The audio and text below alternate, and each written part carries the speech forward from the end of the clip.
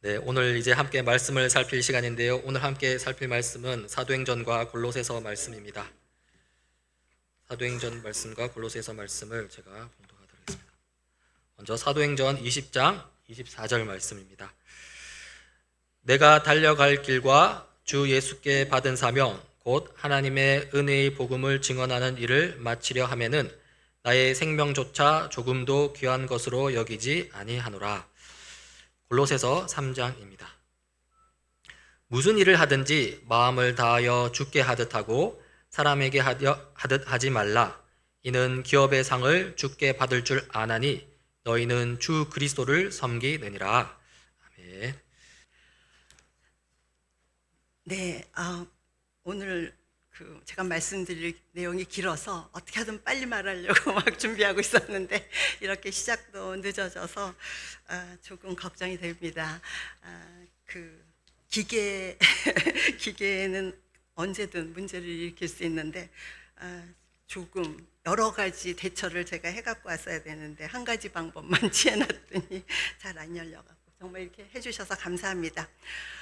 제가 오늘 이렇게 이 자리에 서게 된 것은 이제 최근에 한 여성 교사의 편지를 제가 번역해서 책을 냈습니다. 근데 그 책을 번역하는 과정에서 제가 그분의 삶에 너무 감동을 받아서 이제 주위 분들에게 자꾸 이야기를 하게 되더라고요. 저도 모르게. 그랬더니 운영위원회에 이 정보가 포착이 되는 바람에 저보고 이제 말씀을 좀 전해달라고 해서 이렇게 부탁을 받게 되었습니다. 처음 부탁을 받고 너무 부담스러워서 굉장히 많이 망설였는데 그렇지만 한 선교사의 삶을 번역하게 된 것이 저에게 주어진 일이었다면 이것을 또 주위에 알리고 그 삶을 소개하는 것도 제 사명이 아닐까 이런 생각이 들어서 이 자리에 서게 되었습니다.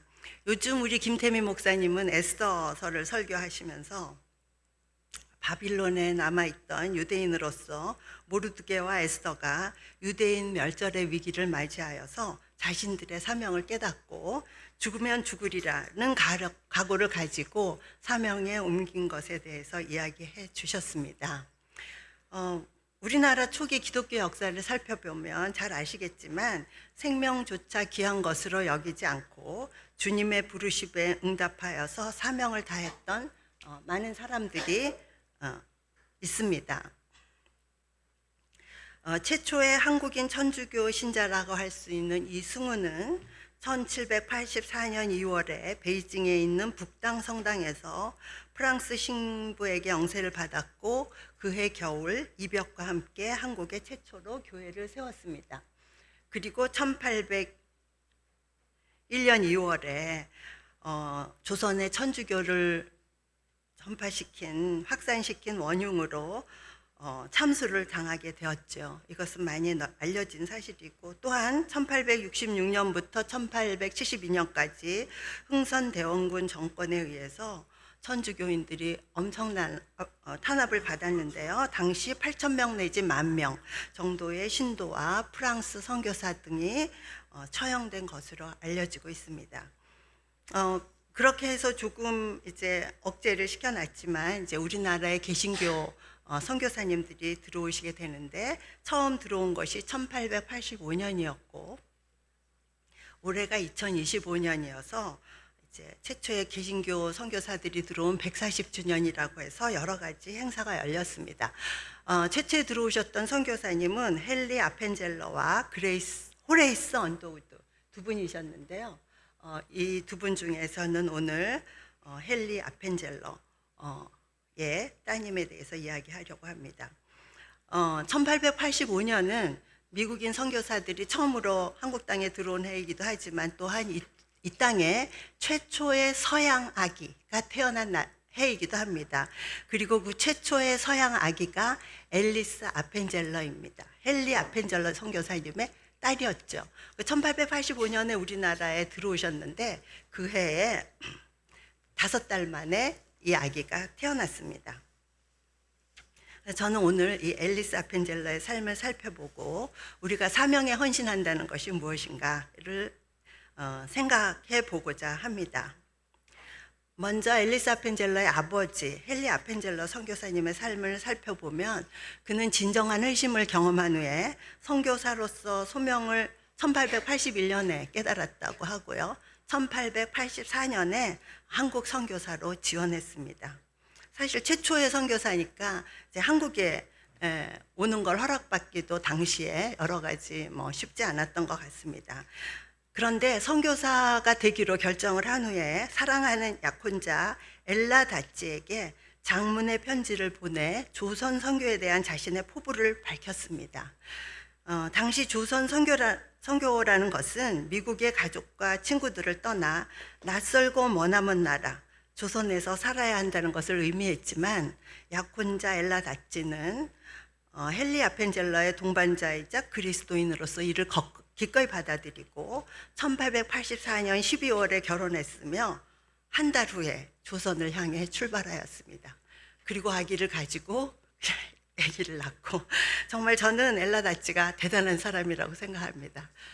사랑하는 남자지만 이렇게 알지도 못한 나라, 선교사는 아무도 가보지도 않은 나라에 간다는 것이, 그리고 그것을 기꺼이 받아들이고 떠난다는 것이 물론 헨리 아펜젤러 선교사님도 훌륭하시지만 그의 아내 엘라 다찌도 정말 훌륭하다고 생각합니다. 헨리 아펜젤러에 대해서 많이 알려져 있죠. 우리나라에 오셔서 배제학당을 설립하셨고 또 정동 제일교회, 교회도 최초로 설립하셨고 특히 성경 번역에도 굉장히 많은 노력을 기울이셨습니다. 그리고 이제 굉장히 유명한 일화가 1898년 독립협회 사건으로 많은 민족 지도자가 감옥에 gat혔을 때 이들을 전도하였습니다. 그들은 이상재, 이승만, 유성준, 김정식, 홍재기, 안국선 등등 이분들을 기독교인들이 되도록 전도를 하셨습니다. 이렇게 이제 한국에서 활동을 하시던 헨리 아펜젤러는 1900년 9월에 안식년을 맞아서 온 가족, 즉 아내와 4자녀를 데리고 미국 고향 펜실베니아로 이제 안식년을 보내러 가셨는데, 안식년을 보내고 1901년에 헨리 아펜젤러는 먼저 한국으로 돌아왔습니다. 가족들도 다 같이 조금 있다 올 예정이었는데 아마 그 중에는 앨리스가 조금 아파서 좀 건강을 치유하고 오려고 했다 이런 말도 있고 이제 조금 계획을 미뤘는데, 그 사이에 이 헨리 아펜젤러 선교사님이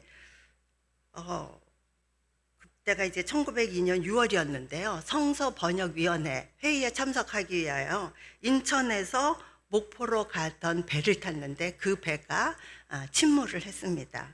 그래서 본인은 구조를 받았다고 해요. 근데 같이 가던 조선인들을 구하려고 배에 다시 돌아갔다가 나오지 못하고 돌아가셨습니다. 그 선교사님이 그렇게 돌아가시니까 선교사 가족들은 한국에 돌아올 수가 없죠. 그래서 이제 남편을 잃은 엘라 다찌는 미국에 남아서 4자녀를 기릅니다. 사실 가난한 선교사의 아내로서 이 4자녀를 대학 교육까지 시키느라고 굉장히 많이 고생을 하셨고, 그래서 앨리스는 항상 그 어머니를 너무 가슴 아프게 생각하는데요. 저는 이 엘라 다찌가 아까 선교사를 기꺼이 조선이라는 나라에 기꺼이 따라간 것도 대단하다고 생각하지만 남편이 거기 가서 또 그렇게 돌아가셨잖아요. 그러면 자녀들에게 저는 그렇게 교육시킬 것 같지 않은데 이 자녀들을 선교사가 되라고 다시 교육했고 특히 한국에 선교사로 가라고 그렇게 교육을 하셨습니다. 정말 저는 대단하다고 생각했는데, 그래서 이 자녀 4명 중 3명이 한국 선교사로 오고 1명은 일본 선교사로 갔습니다. 그래서 그 다음에 이 아펜젤러의 4자녀가 앨리스, 헨리 다찌, 아이다, 메리가 있는데 모두 다 선교사로 왔고 3명이 한국에 선교사로 왔고 이제 1명은 일본에 선교사로 갔습니다. 이렇게 그러한 어머니, 그러한 아버지, 그러한 어머니 밑에서 자란 앨리스는 이제 명문 여자대학인 웰슬리 대학을 졸업하고 한국에 이제 선교사로 오게 되는데요. 1915년 1월에 선교사로 왔습니다. 그녀가 와서 많은 일을 했지만 그녀가 한 가장 중요한 일은 이화대학을 세운 것입니다. 이제 이화학당은 1886년에 스크랜튼 여사가 한 명의 어린 학생을 데려다가 교육시킨 것이 이제 유학당 시작이지만 사실 대학을 세운 것은 앨리스 아펜젤러입니다. 이제 원래 이제 한 1910년부터 그 이화학당 내에 대학을 세우겠다는 계획을 세우고 당시엔 대학과라는 것을 이제 학당 내에 만들어서 교육을 하고 있었는데, 그러나 대학 교육을 시키는 것을 일제는 허락을 하지 않았어요. 일제는 여러 가지 법령을 만들어서 민족 교육을 탄압하고 한국인들이 대학을 설립하는 것을 막았습니다. 또 뿐만 아니라 한국인들 사이에서도 심지어는 그 기독교의 대표적인 교육운동가였던 윤치호 같은 분들도 여성들의 경우에는 전문교육이라는 것이 학문적인 교육보다는 요리나 바느질, 수공예와 같은 실업 교육을 시켜야지 지금 전문교육을 시작하는 것은 시기상조다, 이러한 반대들이 있었습니다. 그러므로 이제 여자대학을 만든다는 것은 굉장히 어려운 난관을 봉착했지만, 그러나 앨리스 아펜젤러는 문명화되고 개화된 시대에 여성 교육기관은, 여성 고등교육은 반드시 필요하다, 그리고 당연히 전문교육을 받아야 된다, 이렇게 생각을 했습니다. 당시 조선의 소녀들은 대부분 문맹이거나 학교를 다니는 경우에도 일반적인 배경 지식도 없었다고 하는데, 더구나 일본은 이제 한국 조선 민족에 대해서 우민화 교육 정책을 펼치고 있었죠. 그렇지만 앨리스 아펜젤러는 교육자로서 선견지명과 통찰력을 가지고 하나님이 여성에게 주신 자리에서 남성의 동료이자 배우자로서 남성과 동등한 위치에 있을 수 있도록 여성에게도 고등교육을 시켜야 한다, 이런 굳은 이제 사명감을 가지고 있었습니다. 그리고 이화대학이 기독교 대학으로서 한국 민족에게 가치 있고 의미 있는 학교가 되기를 바랐고, 졸업생들이 한국의 여성과 한국의 앞날을 위해 봉사하기를 바랐습니다. 앨리스 아펜젤러는 이화학당 당장이 1922년에 되었는데요. 그래서 제가 아까 말씀드린 것처럼 일제가 여러 가지 법으로 대학을 만드는 것은 허락을 하지 않았기 때문에 전문학교라는 것을 전문학교 인가를 받기 위해 신청했습니다. 사실 이제 당시에 한국인들에게 대학을 허용하지 않았기 때문에 뭐 연희나 숭실 뭐 이런 데도 다 전문학교가 됐죠. 연희 전문학교, 숭실 전문학교, 이렇게 전문학교가 되었는데요. 그래서 이제 이화도 전문학교라도 허락을 받자 해서 이 인가를 받기 위해서 전심을 기울였고 1925년에 이화여자 전문학교 인가를 받았습니다. 이것이 이제, 그렇지만 전문학교라고, 앨리스 아펜젤러의 제가 편지를 번역했으니까 저는 영어로 봤잖아요. 그리고 이제 분명히 본인이 이렇게 말해요. 우리 학교의 영어명은 이화 컬리지이다. 그래서 이화 전문학교라는 영어를 쓰지 않았어요. 일제가 허락한 건 전문학교고 직책도 교장이에요. 전문학교니까. 그런데 앨리스 아펜젤러는 이화 컬리지의 프레지던트라고 자신을 늘 칭합니다. 자기 잘난 척 하려고 하는 건 아니고요. 그녀의 편지 너무너무 겸손해서 진짜 너무나 놀라운데, 자신을 꼭 프레지던트라고 이렇게 서명을 하는 것은 이 학교를 대학으로, 나는 대학으로 기르고 여기에 프레지던트다, 이런 그 사명을 거기에 표현했던 것 같습니다. 그리고 이제 이러한 대학 교육을 실시하기 위해서는 캠퍼스가 필요하다고 판단해서 사실 굉장히 열악한 재정 상태에도 불구하고 대학 캠퍼스를 구입하기 위해서 많은 노력을 기울입니다. 당시 이화는 현재 이화여대가 있는 그 신촌 땅으로 이제 대학 부지는 거기로 하겠다, 이렇게 미리 이제 상당히 일찍 선정을 했습니다. 그런데 그 땅을 구입할 돈이 없어서 그 땅을 구입하게 해달라고 5년간이나 기도를 하고 있었습니다. 그런데 1923년 11월 1일 하나의 기적이 일어났습니다. 그때 그 기적 그레이 부인이라는 분이 당시에 그때 이제 동양 선교사로, 아드님이 동양 선교사로 나와 있어서 이제 그 아들을 볼 겸 이제 세계 여행을 하고 있었는데, 두 딸과 함께 세계 여행을 하고 있었다고 합니다. 그런데 같은 배에 캐나다 선교사 미스 섹스라는 분이 탔고, 그분이 이제 이 미세스 그레이가 여성 교육에 관심이 많으니까 그러면 이제 한국에 가게 되면 이화학당을 가봐라 이렇게 이야기를 했다고 해요. 그래서 그분이 이화학당에 왔습니다. 2딸과 함께 왔죠. 그들은 이제 그 당시에는 그 지금 정동에 있는 이화여고 그 땅에서 이제 있었는데 이 미세스 그레이가 이제 여기에 와가지고 그 온 그날 앨리스 아펜젤러는 좀 얼마나 간절하게 기도를 하면서 그리고 또 미국에 있는 이제 뭐 유학당 관련된 사람들도 기도를 했다고 하는데 떨리는 심정으로 기도를 하면서 이제 기독교 여자대학으로서 가지고 있는 꿈, 비전 이런 걸 열심히 설명을 하고 이제 신촌에 있는 대지까지 데리고 갔습니다.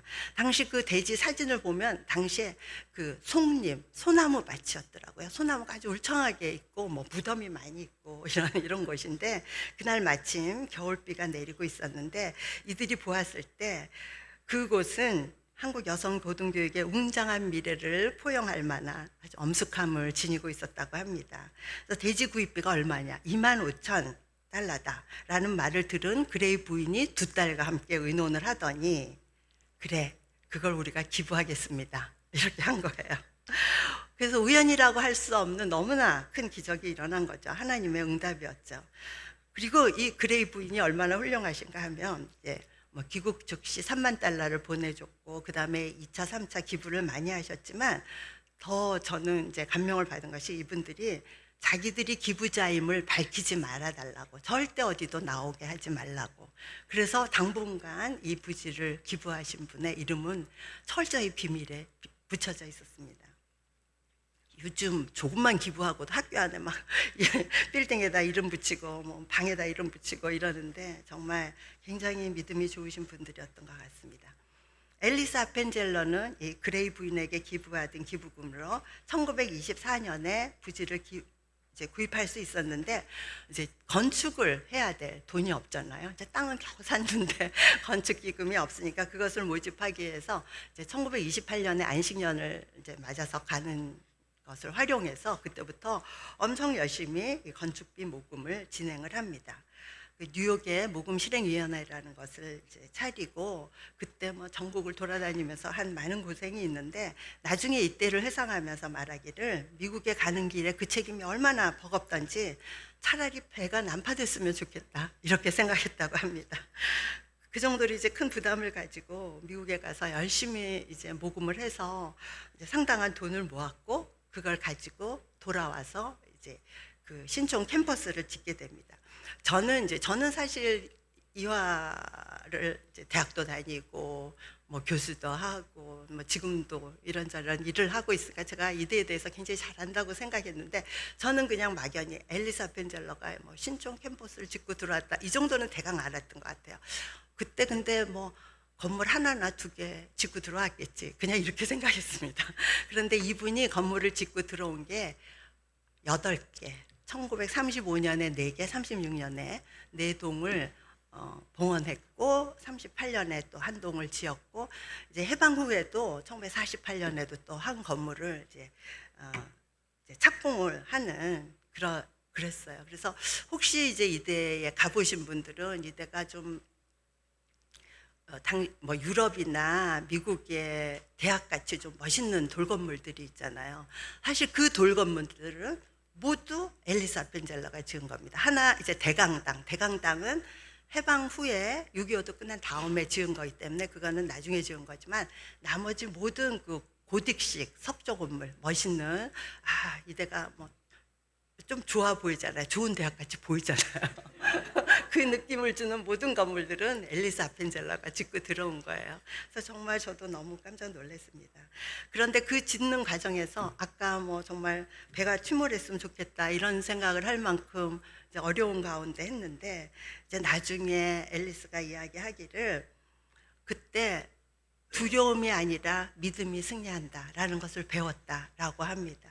그래서 정말 많은 사실 그 당시가 이 건물을 짓기 시작할 때가 만주사변이 시작되는 때고 그래서 미국에서도 이 건물을 짓는 것을 잘 허락을 안 해주려고 했어요. 선교 본부 같은 데서 그러니까 뭐 열심히 이제 모금도 하고 그랬지만 선교본부에서 그걸 잘 안 허락해 주려고 했는데 그들을 설득시키고 이제 건물을 지어내는 이 과정이 참 지난하게 어려운 과정이었던 것 같습니다. 그렇지만 그때 두려움이 아니라 믿음이 승리한다라는 것을 배웠다고 합니다. 저는 이렇게 수많은 어려움 속에서 또 아펜젤러가 여선교사로서 이처럼 큰 일들을 해낼 수 있었던 것은 하나님을 사랑하고 한국을 사랑하고 이화를 사랑했으며 그 사랑을 사명감으로 실천해 나갔기에 가능하다고 생각을 합니다. 그는 한국 땅에서 태어난 첫 번째 서양아기였던 것을 항상 자랑스럽게 여겼고 자신을 한국인, 동양인이라고 불렀습니다. 그리고 한국을 고향이라고, 고향으로 돌아가겠다 이렇게 항상 이야기하거든요. 1940년에 미일 관계가 악화되면서 선교사들에게 철수 명령이 내려서 철수를 하게 되는데 그녀가 쓴 편지에는 한국에 대한 걱정, 대학에 대한 걱정이 절절히 나타나 있습니다. 미국 정부가 선교사들에게 철수하라고 명령을 했고 또 교단이 선교사 철수 명령을 받아들였으며 특히 여성교사들은 남아있지 못하게 했습니다. 그래서 이화에서 가르치던 여성교사들은 모두 떠날 수밖에 없었고 이제 앨리스도 떠날 수밖에 없었는데 특히 이제 그러나 이런 명령들과 별개로 선교사가 한국에 있는 것이 한국인들을 굉장히 괴롭혔다고 합니다. 그러니까 일제가 선교사를 만나면 너희가 스파이를 만나는 거다 이렇게 하면서 굉장히 많이 괴롭혔던 것 같습니다. 그래서 선교사들이 사라져 줘야 이 학교를 운영하는 한국 사람들이 제대로 할 수 있을 것 같아서 이제 떠나기로 결심을 하는 거죠. 그런데 그 편지 중에 하나를 보면 철수를 앞두고 이제 김한란 총장에게 이제 일을 물려줬었는데 철수를 앞두고 이 두 사람이 서로 껴안고 울면서 살아있는 한 평생 이하를 위해 일하기로 서약을 했던 그런 이야기가 나옵니다. 이런 이야기는 정말 참 가슴이 아팠습니다.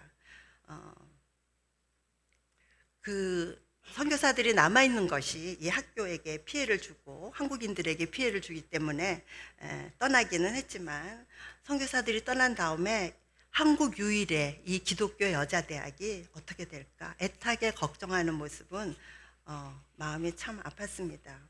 그 미국에 간 아펜젤러는 미국에 갔지만 어떻게 하든 도와주려고 정말 갖은 애를 씁니다. 그래서 기도도 너무 열심히 하지만 이제 현명한 도움이 필요하다. 그래서 그동안 이제 돈을 후원해 주던 사람들에게 하나하나 편지를 쓰고 연락을 하고 하면서 이제 계속 도와달라고. 이제 선교사들이 철수했으니까 돈을 끊을 수 있잖아요.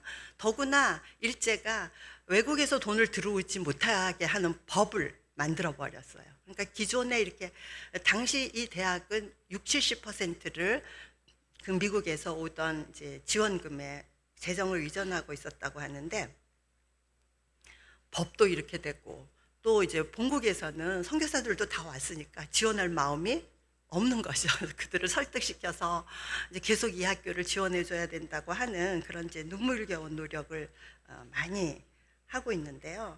그런 그 모습은 그녀가 자기가 맡은 일을 위해서 얼마나 헌신적이었는지를 생생히 느끼게 해 주었습니다. 이제 미국으로 돌아가서 스케리 대학이라는 데서 한 2-3년 일하고 그렇지만 거기에서도 계속 이제 한국을 위한 일을 하고요.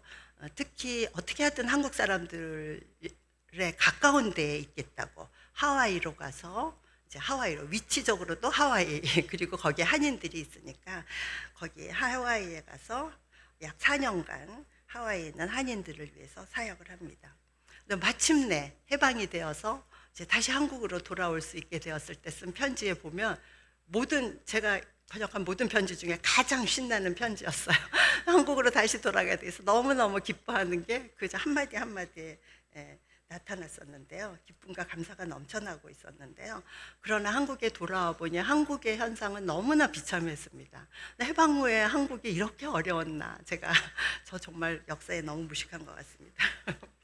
한국인들의 현실이 너무 비참해서 이제 그때부터 친구들에게 편지를 보내서 이 한국인들을 도와줄 물자를 보내달라고 계속 이제 편지를 보내고 그래서 이제 그 물자를 보내주면 자기 집에 현관에 잔뜩 쌓아놨다가 가난한 사람들에게 나눠주고 특히 이제 그 분단 상황에서 해방되고 나서 굉장히 이제 아마 그 당시에 상황이 우리나라가 너무나 이제 가난하고 물자도 너무 없었던 것 같고, 더구나 이제 분단된 상황에서 이북에서 피난민들이 많이 오는데 그 사람들도 진짜 가진 게 아무것도 없잖아요. 그러니까 그 많은 이제 가난하고 불쌍한 사람들을 보면서 가슴 아파했고, 특히 그 여성들, 그때 이제 여성들은 언제나 이제 나라가 어려우면 여성과 아이들이 더 많은 고통을 당하죠. 그래서 많은 여성들을 앨리스 아펜젤러가 도와주게 됩니다. 그래서 이렇게 한국을 위해, 여성 교육을 위해 혼신의 힘을 다하던 앨리스는 1950년 2월 20일 오전 11시, 그토록 사랑했던 이화여자대학교 강당에서 체프를 인도하던 중 쓰러져서 하나님 품에 안겼습니다. 장례식은 그녀의 아버지인 헨리 아펜젤러가 세운 정동교회에서 사회장으로 거행되었습니다. 이승만 대통령은 앞에 이승만에게 전도했었다, 이런 이야기를 헨리 아펜젤러가 전도했었다라고 말씀드렸었는데요. 그 후로 이 아펜젤러 가족과 상당히 평생 친구로 지냈고, 또 미국에서 독립운동을 할 때 앨리스를 통해서 이 선교사들에게 그 지원을 요청하는데, 뭔가 하면 이제 당시에 그 일제 압박 속에 한국에서 이제 공산주의 세력이 더 이 독립 세력으로 크다, 이렇게 미국에 잘못 알려지는 면이 있었던 것 같아요. 그래서 이제 그것이 아니라 한국의 상황이 어떤지 거기 있었던 선교사들이 제일 잘 알지 않냐 하면서 이승만 대통령이 선교사들이 좀 한국의 상황에 대해서 이제 증언을 해달라 해서 이제 선교사님들이 거기 참여해서 이제 그런 미국 당국에 편지를 보내기도 하고, 이제 그런 편지들도 오가는데요. 그 이승만 대통령은 앨리스 아펜젤러의 장례식에 참석해서 담화를 발표하기도 했습니다. 그리고 헨리 아펜젤러하고 앨리스 아펜젤러를 다 파송했던 교회가 랭커스터에 있는 제1감리교회였는데요. 여기서 열렸던 추도회에서 엘리자베스 리는 이제 그 저기에 제가 썼는데 참 그 추도사의 말씀이 좋았지만 그 중에서도 이 말씀이 참 좋았던 것 같습니다. 아펜젤러가 이화대학의 지적이고 영적인 삶을 발전시켰고, 한국 여성들의 삶에 씨앗을 심어 빛나는 기독교적 인격으로 싹트고 풍성한 열매를 맺기 시작하게 했다고 그 공적을 기렸습니다. 아마 앨리스가 했던 그 여성 전문 고등교육에 그 열매를 잘 설명한 것 같습니다. 양화진 외국인 묘지로 연구차가 떠나던 날, 많은 사람들과 차들이 긴 장례 행렬을 이루며 평생 한국 여성을 위해 헌신한 그녀가 떠나는 길을 애도하였습니다. 그리고 앨리스는 그토록 사랑했던 한국 땅에 묻혔습니다. 제가 번역한 앨리스 아펜젤러의 편지들은 그녀가 선교사로 파송되어 유학당에서 1년간 교사 생활을 하고 여름방학을 맞을 때인 1916년 8월 19일부터 시작되고 있습니다. 그녀의 편지는 사적인 편지도 있지만 대부분 그녀의 사역을 꾸준히 지원해주는 친구들, 또 함께 헌신했던 동료 선교사들에게 보낸 것이 대부분이었습니다. 그 편지들을 일러라면 앨리스와 같은 많은 여자 선교사들, 특히 독신 여선교사들이 머나먼 한국 땅에 와서 땀과 눈물과 기도로 한국 여성의 복음화와 여성 교육을 위해 함께 일한 것에 놀라게 됩니다.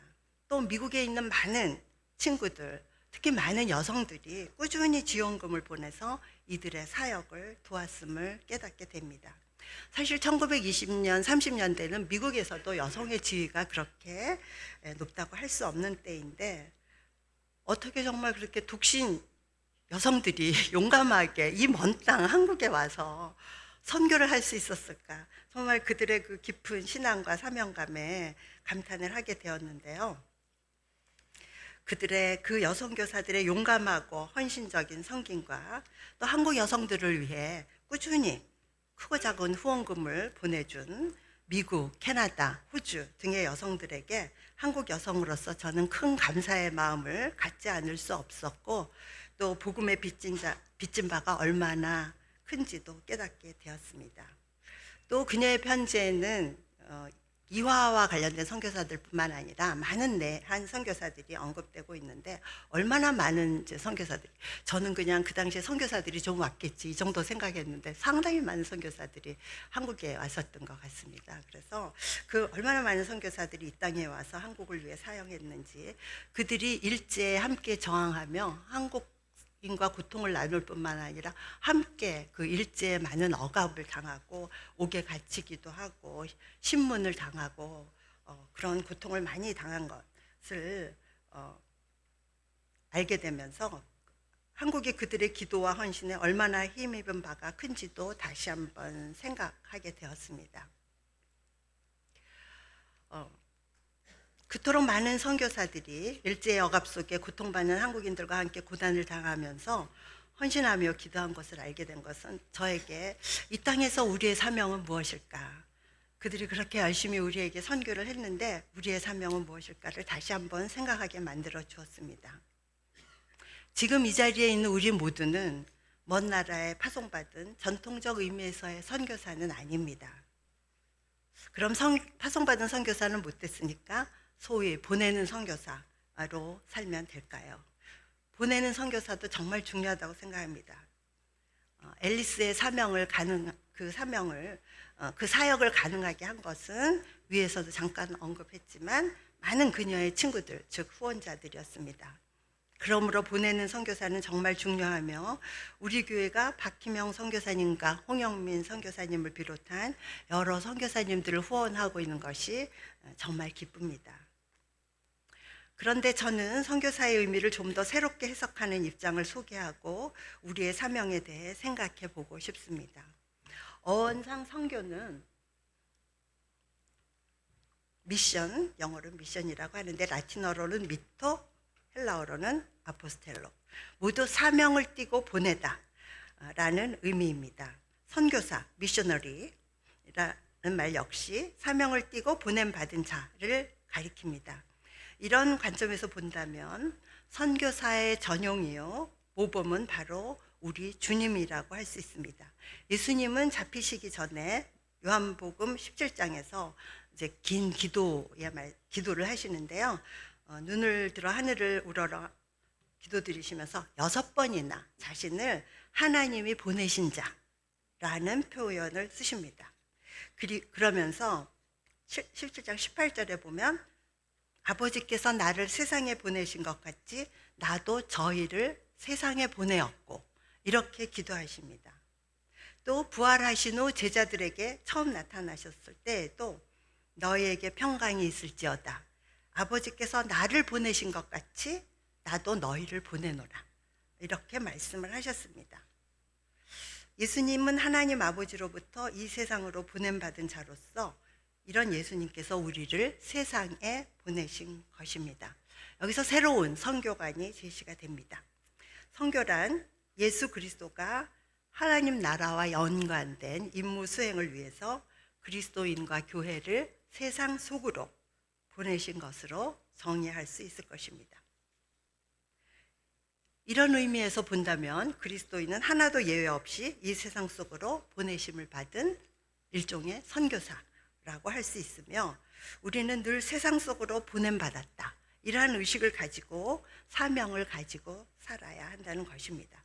세상 속으로, 영어로는 into the world라고 표현되어 있는데요. 이것은 세상 안에 있다, 세상에 속해 있다 라는 뜻과는 다르게 세상 속으로 보내졌다라는 이렇게 표현되고 있는데요.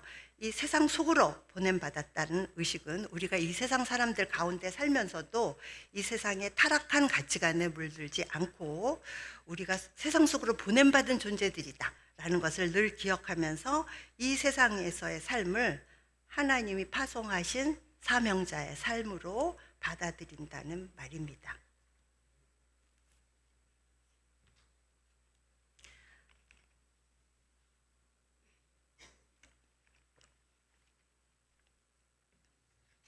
왕이신 주님께서 우리를 세상 속으로, 우리 각자의 삶의 현장, 세상 속에서 하는 역할, 주로 다양한 직업, 일의 현장으로 보냈다고 할 수 있습니다. 물론 세상 속으로 보냄을 받았다는 것이 꼭 직업의 현장만을 의미하지는 않습니다. 그러나 우리가 삶의 90%를 일터, 직장 이런 데서 살고 있죠. 그래서 그 직업의 현장은 세상 속의 삶에서 가장 중요한 영역일 것입니다. 또 하나의 중요한 영역이 가정인데, 제가 일터라고 부를 때는 거기엔 가정이 포함됩니다. 가정 안에서 우리 얼마나 많은 일을 합니까? 돈을 안 받는다는 것뿐이죠. 집에서 맨날 놀면서 이런 표현하는 남자 없겠죠, 아직? 여러분 중에 안 계시겠죠? 네, 가정은 정말 일터입니다. 그래서 제가 일터, 직장이라고 할 때 가정 포함됩니다. 따라서 우리의 직장 생활을 빼놓고 세상 속 사명을 이야기할 수는 없습니다. 그래서 일과 직업을 통한 그리스도인의 사명에 대해서 간단히 살펴보고자 합니다. 창세기 1장으로부터 일하시는 하나님을 발견할 수 있습니다.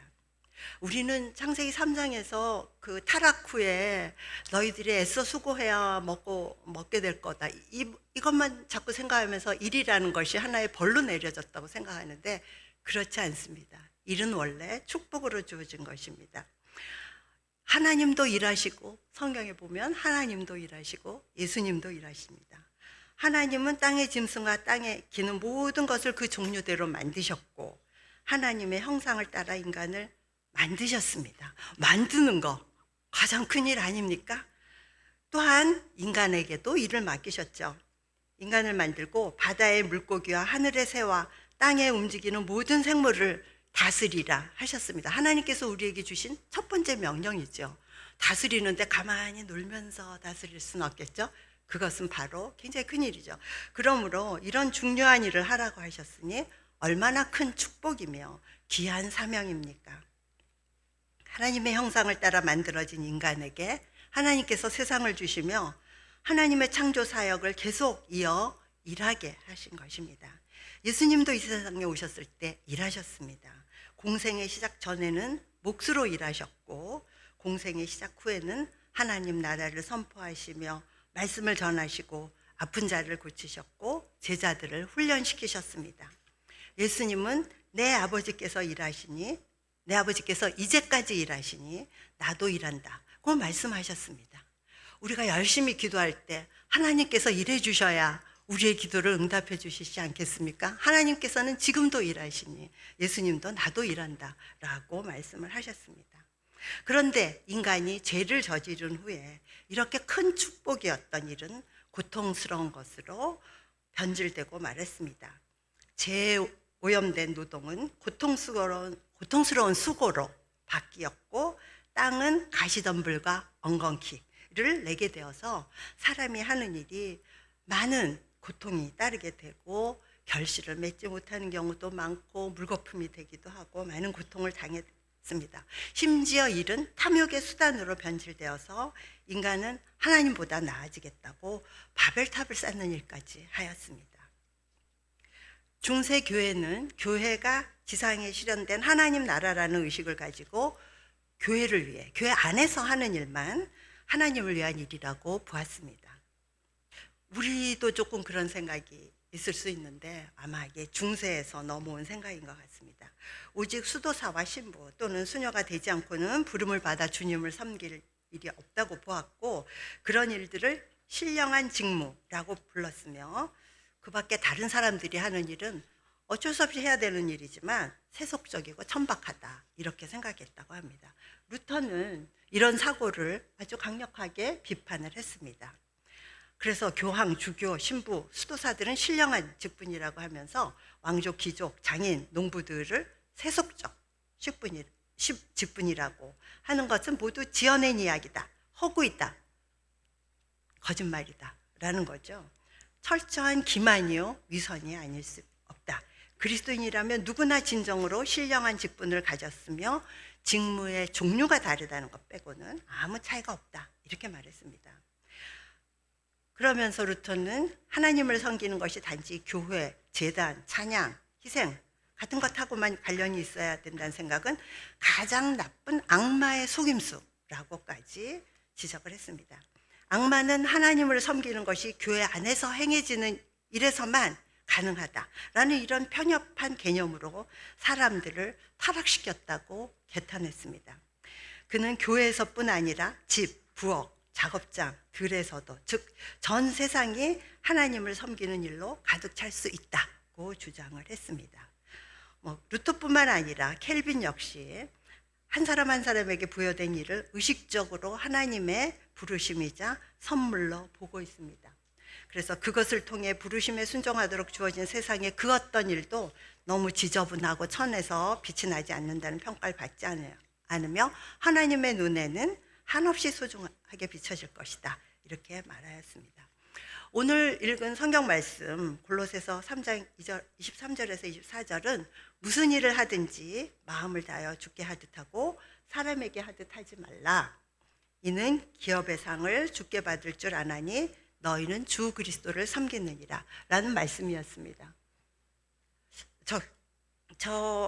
말씀에서 무슨 일을 하든지 마음을 다하여 주께 하듯 하고 사람에게 하듯 하지 말라, 여기까지는 굉장히 분명하게 이해가 되는데, 그 다음 이는 기업의 상을 주께 받을 줄 아나니 너희는 주 그리스도를 섬기느니라, 여기서 조금 이제 뜻이 모호해집니다. 그거는 이제 이 두 절을 전체적으로 해석을 해보면은 이제 너희는 주 그리스도를 섬기느니라가 이제 영어로는 제가 썼나요? It is the Lord Christ you are serving. 그러니까 이 일을 통해서 너희가 하는 것은, 너희가 섬기는 것은 주 그리스도다. 그리고 그 일을 잘하면 상을 주님께, 기업의 상을 주님께 받게 될 것이다. 그러니까 너희가 하는 모든 일은, 무슨 일을 하든지 그것은 마음을 다하여 주께 하듯 하라. 그것이 주 그리스도를 섬기는 것이기 때문이다. 그것을 열심히 제대로 하면 상을 받게 될 것이다, 이런 뜻입니다. 우리가 우리 일을 열심히 하면 주 그리스도를 섬기고 상까지 받게 된다니 얼마나 기쁜 소식입니까? 이 일에 대한 이러한 새로운 개념, 아니 상당히 이제 오래된 개념이지만 우리가 자꾸 잊어버리고 있는데,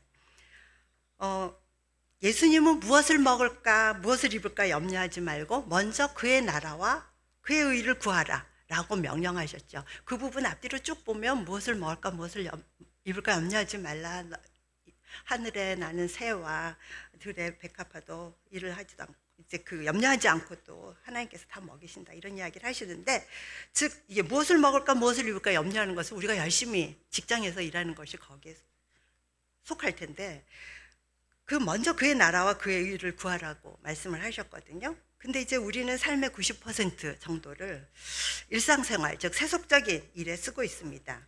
종교적인 행위, 즉 교회 생활이나 교회에 관련된 일에서만 우리의 사명을 생각한다면 우리 삶의 90%에서는 무엇을 먹을까, 무엇을 입을까만 염려하면서 그의 나라와 의를 구하는 일은 외면하고 살아도 되는 것일까요? 그렇지 않죠. 예수님의 가르침은 그것이 아니죠. 그래서 모든 직종들, 몇 가지 예를 들어본다면 택시 운전사, 엔지니어, 의사, 간호사, 자녀나 친척을 돌보는 보호자, 주일학교 교사, 목사, 선교사 등 일의 종류는 무척 다르지만 모두 일하는 사람이 있고, 이들 모두가 마음을 다하여 주께 하듯 자기 일을 해야만 합니다. 보수를 받고 하는 일인지 아닌지와 상관없이 모든 일에 관여가 되었습니다. 그 모든 일을 하는 가운데 그의 나라와 의가 이루어지도록 해야 하는 것입니다. 별개로 떨어져 있는 것이 아니라 같이 합쳐져 있는 것이죠. 이 얼마나 큰 사명인지요. 이러면서 하나님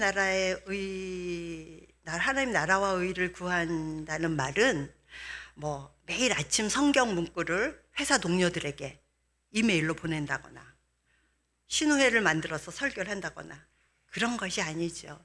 이렇게 열심히 하시는 분들도 있는데, 그런 일들은 업무 시간과 시설을 사용하는 규칙에 어긋날 뿐만 아니라 사람들에게 불쾌감을 주고 때로는 큰 역효과를 일으킬 수도 있습니다. 핵심은 일을 할 때, 그것이 신앙적인 일이든 세속적인 일이든 하나님을 위해 일하듯이 하면서 일 그 자체에서 하나님의 통치를 구하는 것입니다. 그 도로시 세이어즈라는 분이 굉장히 이해하기 쉽게 설명을 했는데, 이분은 교회가 해야 할 일은 흔히 말하는 세속적인 직업 자체가 신성한 것이다, 그걸 인정해야 된다는 거예요. 특히 성직자들은 어떤 사람이 어떤 세속적인 일을 시작했다 하면 그 일을 어떤 종교적인 일에 부름에 못지않게 선교사로 가게 됐다. 이거와 못지않게 참된 소명임을 종교 지도자들이 먼저 유념을 해야 된다는 거예요. 그래야 제대로 가르칠 수 있겠죠. 그래서 예를 들면 이제 목수의 예를 들었는데요. 교회가 총명한 목수를 대하는 걸 보면 보통은 술 많이 먹고 쓸데없는 짓 하고 그러지 말고 주일마다 예배에 잘 출석해라. 이렇게 가르치는 게 이제 고작이다. 그러나 교회가 해주어야 할 얘기는 신앙을 쫓아 살려면 무엇보다 목수가 된 너는 훌륭한 테이블을 만드는 게 우선이라고 가르쳐야 한다. 이런 이야기를 했습니다. 그래서 일은 다른 이들을 섬기도록 하나님이 주신 과업으로 새로이 정의되어야 하며 하나님과 이웃을 섬기는 도구로 보아야 합니다. 아무리 작은 일도 일은 종류와 관계없이 인류를 값없이 구해주신 하나님과 더 나아가 이웃을 사랑하는 수단입니다. 농부가 열심히 일했기에 우리가 밥을 먹을 수 있죠. 농부가 일을 안 했으면 우리가 어떻게 밥을 먹겠습니까? 자동차 공장에서 노동자가 열심히 일했길래 우리 차 완성차가 되어서 저희가 차를 운전하지 않겠습니까? 오늘날은 또 분업이 너무나 더 많이 되어 있어서 정말 각자 자기 자리에서 그 일을 하나님을 위하여 하는 일이듯 제대로 하지 않는다면 우리는 정말 우리의 삶은 유지되지 않을 것입니다. 모든 일에는 이웃을 사랑하고 섬김으로써 하나님께 영광을 돌린다는 목적이 부여되어 있습니다. 우리에게는 이를 통해 이웃을 사랑하고 섬김으로써 하나님께 영광을 돌리며 살아야 하는 사명이 있습니다. 요한계시록에는 이 땅에서 힘들여 열심히 일하는 것이 천국에서 영원한 가치를 획득할 수 있게 한다고 성령님께서 직접 말씀하신 것이 기록되어 있습니다. 또 내가 들으니 하늘에서 음성이 나서 가로되 기록하라. 지금 이후로 주 안에서 죽는 자들은 복이 있도다 하시매 성령이 가라사대 그러하다. 너희 수고를 그치고 쉬리니 이는 저희의 행한 일이 따름이라 하시더라. 수고를 그치고 쉰다. 이 수고, 인간이 타락함으로써 고통스러운 수고로 바뀐 일을 암시하고 있죠. 그것을 그치고 쉬리니 이는 저희의 행한 일이 저 세상까지 따라온다고 합니다.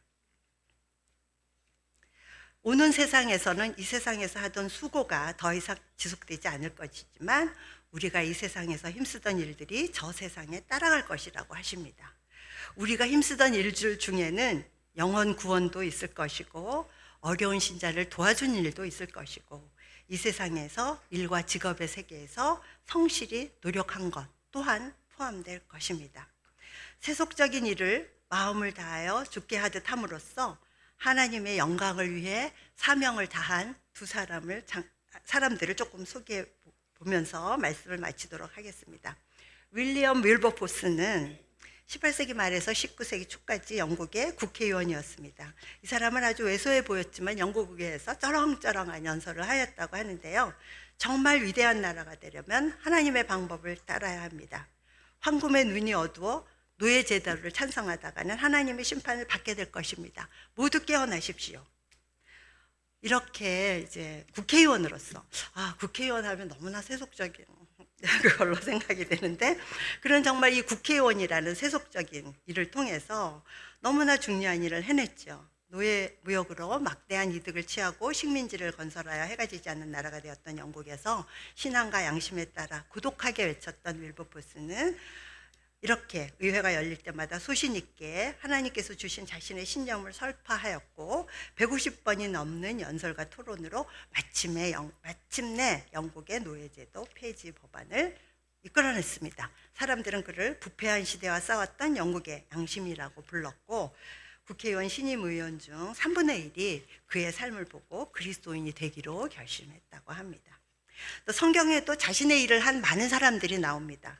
그 중에서 제가 오늘 브살렐과 오홀리압을 가져왔는데요. 이 사람들은 기술을 통해서 사명을 다한 사람들입니다. 출애굽기 31장을 보면요.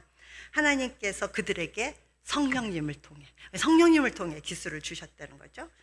지혜와 총명과 지식과 온갖 기술을 주셨다고 합니다. 그래서 부살렐은 금, 은, 놋제품, 보석세공, 나무세공 이런 것들을 하는 기술을 가졌고요. 오홀리압은 증거계와 속죄소, 회막의 모든 기구, 분향단, 또 옷 만들고 향 만들고 관유, 기름도 만들고 이런 것을 만드는 기술을 가졌습니다. 어떤 신학자들은 그들을 성경에 가장 처음 나온 예술가와 디자이너라고까지 평가를 했는데요. 예배 처소인 성막을 짓는 데에는 많은 부석과 인력 그리고 기술이 절실했습니다. 부살렐과 오홀리압은 그들이 가진 세속적인 기술을 통해 거룩한 사명을 해냈습니다. 앨리스 아펜젤러는 한국에 독신 여성교사로 와서 평생을 한국 여성교육을 위해 사명을 다하고 생명까지 바쳤습니다. 그녀의 사명감은 하나님 사랑, 한국 사랑, 한국 여성에 대한 사랑에 뿌리를 두고 있었습니다. 우리도 꾸준히 말씀 읽고 기도하는 가운데 하나님께서 기뻐하시는 일이 무엇인지를 찾고 예수님께서 우리를 이 세상 속으로 보내셨다는 보냄받은 의식을 가지고 우리가 해야 할 일, 사명을 점검해야 하겠습니다. 우리 모두 하나님을 사랑하고 이웃을 사랑하는 삶, 하나님 나라를 위해 이웃을 섬기는 사명을 다할 수 있기를 기도합니다.